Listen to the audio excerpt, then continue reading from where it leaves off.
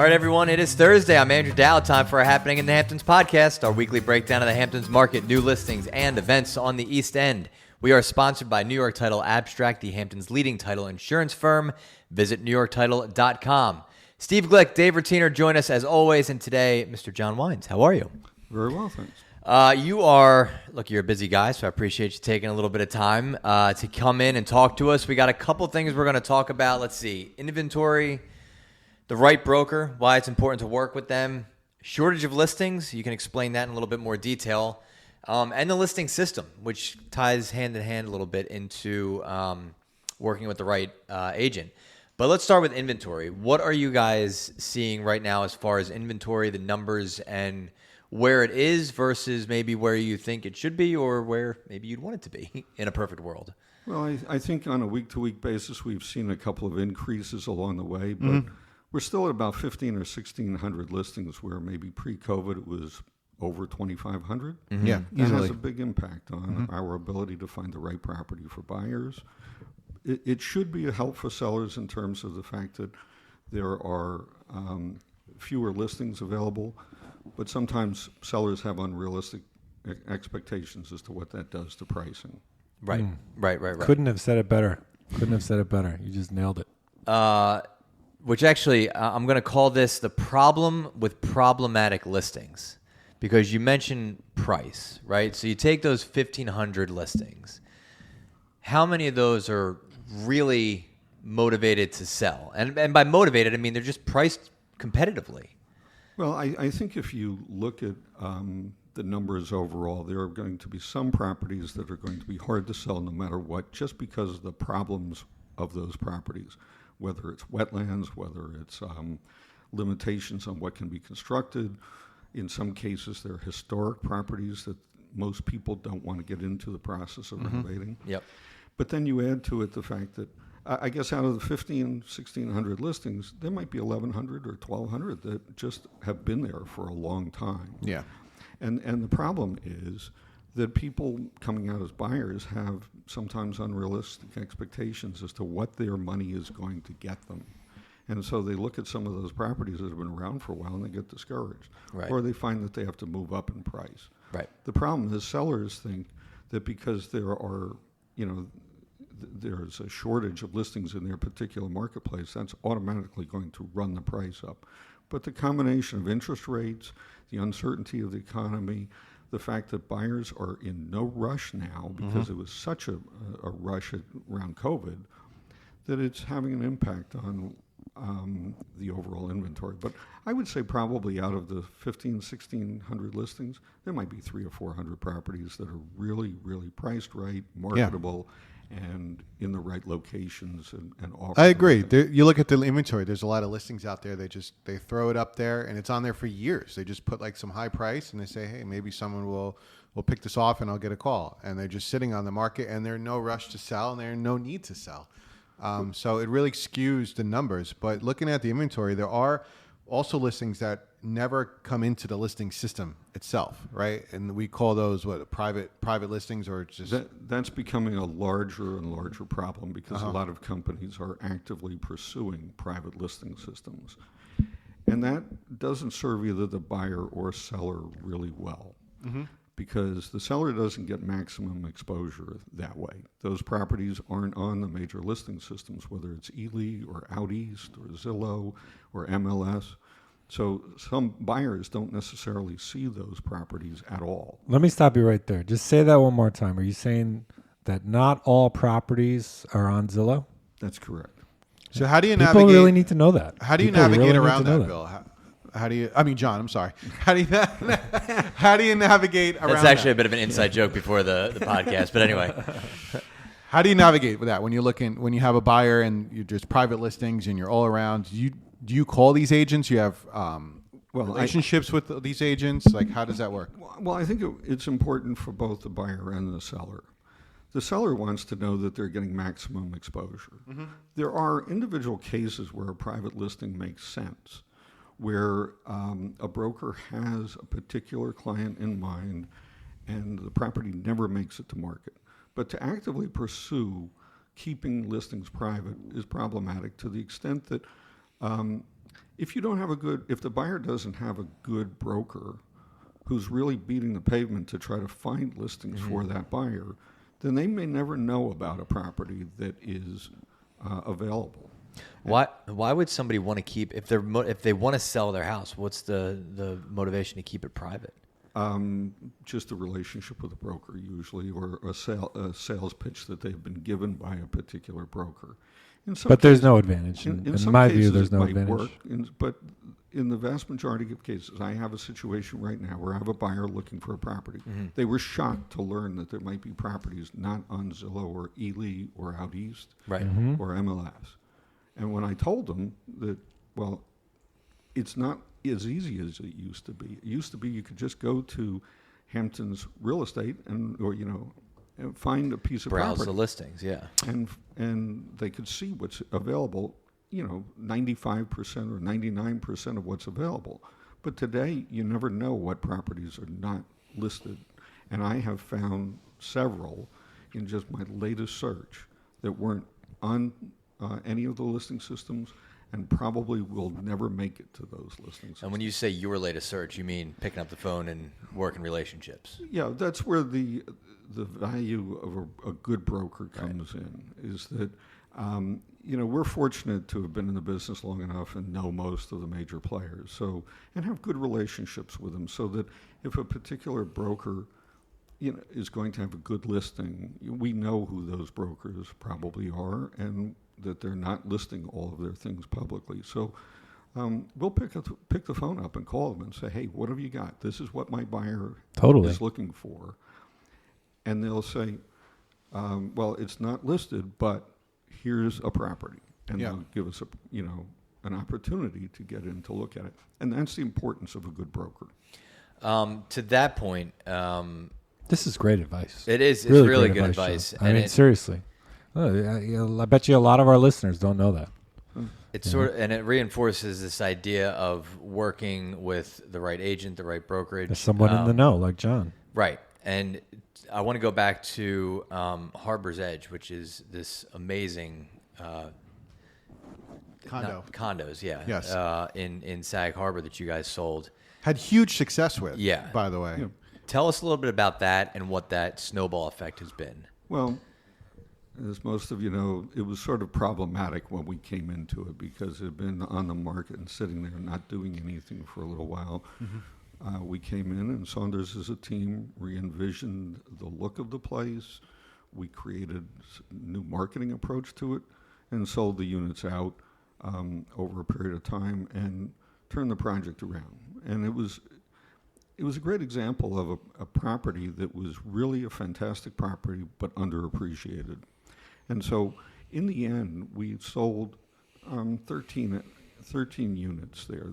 There were 15 units total. 2 were in contract at the time we took it over. 1 was to a client of the sponsor. But out of 18 transactions that we did, both initial sales and resales, we've been involved on both sides of 11 transactions by choice of the buyer.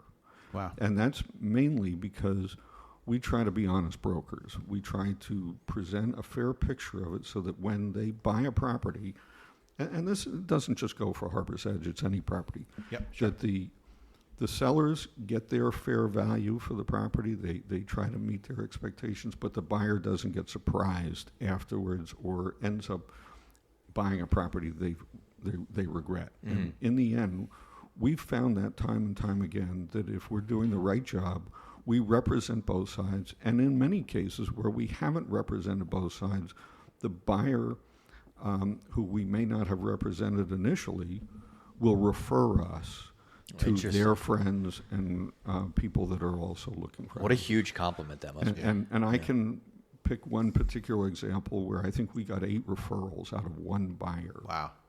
That's wild. That's talk about the importance of relationships. And I mean, look, we work in marketing, but at the end of the day, referrals, I'm sure, are a huge part of your business and growing. It's a huge part of the business, and it's also a reflection of Saunders and the agents at Saunders and where we feel comfortable. And a large part of that is the fact that, and you guys know this, Saunders really cares about doing things the right way. Mm-hmm. And whether it comes to abiding by all of the current legislation and, with Teresa on board as general counsel, she is constantly keeping us on top of the correct procedures to do things. It's also the quality of the brokers that the firm employs. Yep. That the one thing we like is the fact that we can have good relationships with the different brokers at Saunders, and we can count on them to give us honest, and to be honest partners in these transactions. In this process. Yeah. That's all really good, Steve. I want to kind of pivot to the big picture on the overall. We talked about listings, but where are we at this week? Yeah, so this week was great. The past 2 weeks we've been seeing low numbers, low listings going into contract. So this week it was back up with 32 listings going into contract. So as you recall, last week was 18 and the week prior was 15. So this is definitely a big jump with 32. This time last year, there were 29 listings that went into contract. That's an increase of 10%. 2 years ago, there were 21 listings that went into contract. So that's an increase there of 52%. The breakdown of the 32 transactions this week, one over 20 million, one between 15 and 20 million, six between 5 and 10 million, five between 3 and 5 million, six between 2 and 3 million, 12 between 1 and 2 million, and one under a million. Dollar volume was $131 million. Last year was $95 million. That's an increase of 38%. 2 years ago, the dollar volume was $74 million, with an increase there of 77%. 41 new listings came onto the market. That is a high for the year, I would say. We've been seeing 30 plus new listings coming on, so now 41. That increases the inventory by 9 listings. And the breakdown of the 41 new listings: 2 between 15 and 20 million, 5 between 10 and 15 million, 7 between 5 and 10 million, 5 between 3 and 5 million, 11 between 2 and 3 million, 9 between 1 and 2 million, and 2 under a million. So it's certainly inventory in every single price category. The inventory is at 1,986 total listings, 1,557 active, and 429 in contract. So a great week. This was basically the first week of August, so a great way to start the August season here in the Hamptons with 32 listings going into contract. There you go.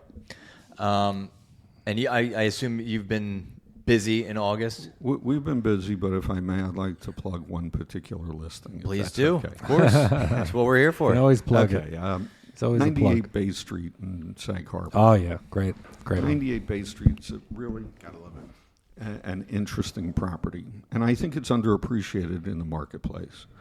It's a property that someone could move into tomorrow and live there. It's been occupied.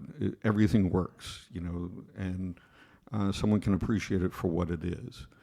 But it's also a really great renovation project or opportunity to create something different. It could have a real Nantucket look to it. It could be, right now it's yellow. It could be gray. I mean, the rooms could be spruced up. The bathrooms and kitchens can be redone. And what we found is that no matter what people pay for a property, quite often they bring their designers in, especially when they get into these kind of prices, sure. and they reimagine the house anyway, Totally. even if it's brand new. The problem is most buyers out there today want turnkey. They don't want to take the time to renovate a property. Yeah. This is somewhat of a historic property in the sense that it was built around the turn of the 1900s. And so it has some historic value and it will be restricted to some extent, but it's not what typically occurs in historic homes in Sag Harbor, in the sense that the windows aren't original and a lot of things like that will allow the buyer to really put their own vision on it, even if they maintain some of the core structure. And I think it's appropriately priced now. We've just finished a set of boards to reimagine the interior of the house, and they're going up this week with the idea that helps both the seller and the buyer, because the seller can see what maybe the buyers would be looking for, helps them understand it, and it helps the buyer envision what a property could look like, and they get past just an empty room. And so I think this is a property that's underappreciated. and I think it's a good value, and it really deserves someone's attention. And we're really big on what this property could become. It's also in a phenomenal location. The location is incredible, and in Sag Harbor Village, it's got 0.63 of an acre, which is crazy. a large lot, Yeah. with a 20 by 40 pool, which in Sag Harbor, you're lucky if you get a glorified bathtub for a pool. Right. Looks like it. I mean, That's true. This he's is not huge wrong, for Sag Harbor Village. You know, Yep. You don't think about that when It's you great look at for it because it's labs over on. for, Yeah. right across the street from. Yeah, this from is the like water. an estate You know. in Sag Harbor Village. yeah. And it's right near the beach, and right near the village, and it's on Bay Street, so it's right near Bay Street Theater. There you go. Dave, what do you got this weekend? Lots of good things. The truck / car company Rivian Electric. You ever heard of them? Yes. So they just opened a outpost in Southampton, and they're going to do a grand opening movie night and free charging station. So they'll be showing. This is going to be August 8th from 6 p.m. to 9:30 p.m. They'll be showing the movie Goonies, and they'll have snacks, complimentary bites, and freshly popped popcorn. It's an amazing movie, Goonies. Amazing movie. So where are they doing this? Right on the They're doing it property? right there, right on the property. Yeah, but you got to wonder why they chose Goonies. All the movies you could choose, Goonies was the one. Or will you be there? It's just weird to me You that seem very you happy know, about this this. is like it's like a cult classic, the Goonies. You know. Anyway, it's a good time, and you can watch it from your vehicle, because it's an outdoor movie, or you can reserve a comfy seat and lay down, right out in front. So that should be pretty cool. Rivian, electric vehicles, Okay. the future or the present. It's really the present now. I would say it's the present. Then you have Fridays at 5. The author this week is Colm Toibin. If you're a reader, I'm sure you know who that is. That's going to be at the Bridgehampton Library. That's on Friday at 5 o'clock, hence the name. And Saunders and Associates is sponsoring the event. And the agent that is sponsoring it, who works at Saunders, is Mr. Darius Narazano. So you can go down there and say hello to Darius and enjoy Author's Night. Make sure you bring a blanket or a chair if you don't like to stand. So that's your Author's Night. Good advice. Then, if you're going to go all the way out to Montauk to Surf Lodge, the band LP Giobi, who is very cool, very, very cool. They blend jazz piano with electric beats, is going to be playing at the Surf Lodge. This is August 8th, starting at 4 p.m., runs all night. They say until 10, but it's going to run all night. Tickets start around like $350. Okay. So you got to shell out for tickets for that band. Sometimes you don't have to shell out tickets for the Surf Lodge. If you go on Wednesday night, you can see Nancy Atlas for free. Okay. If you really want to know what's going on this weekend, the thing you want to do, Andrew Dowd, Yes. is East Hampton Authors Night. That's Tell me more. That's in East Hampton. That's Saturday, August 9th at 5 p.m. And it runs until 7:30 p.m. And it's like a huge tent. There's like 1 million authors there. It's not just a great event if you love books. It's a great event all around. And there's kids' books. There's real authors there. There's Lenny Ackerman. Everyone loves Lenny Ackerman. He will be there. Then you have Amy Attas, Pets and the City. She wrote a book called Pets and the City. There's literally like hundreds of authors. Yeah, it says Christy right here. Brinkley's going to be there. Hilaria Baldwin, Yeah. Jessica Seinfeld, Yeah. It's Bobby Brown. It's fantastic. Look at this. Oh my goodness. So you're going to want to go to this. You're going to want to meet all the authors. You're going to want to buy their book. You're going to get them to sign the book. And it's going to be great. So you should go to East Hampton Library's Authors Night. That's what's going on. Good. All right. That's perfect, Dave. John, anything else before we let you go? No, I'm good. We'll let him get back to work. Good information. Seriously, that was an informative podcast. We like those. Everybody, have a great Thursday. We'll call that a podcast. And until next week, I'm Andrew Dowd. That's what's happening in the Hamptons.